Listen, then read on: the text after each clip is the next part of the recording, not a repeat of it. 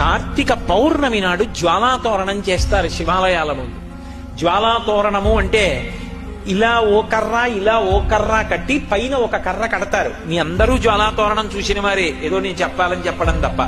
దానికి ఆవిరి గడ్డి తీసుకొచ్చి కడతారు, దాని మీద నెయ్యి పోసి వెలిగిస్తారు.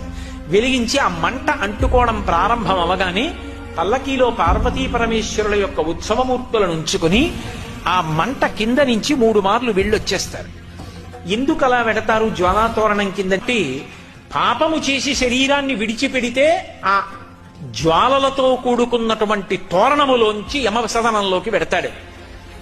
ఇక పైన ఇలా పాపాలు చెయ్యకు, సద్బుద్ధితో ప్రవర్తించు, నువ్వు అక్కడ వెళ్ళవలసినటువంటి దారుణమైన పాపాలు నీకున్నాయి, వాటిని తీసేస్తాను, నీకోసం నేనొస్తాను సాయం. ఇక్కడ నా ఆలయం ముందే జ్వాలాతోరణం జరుగుతుంది.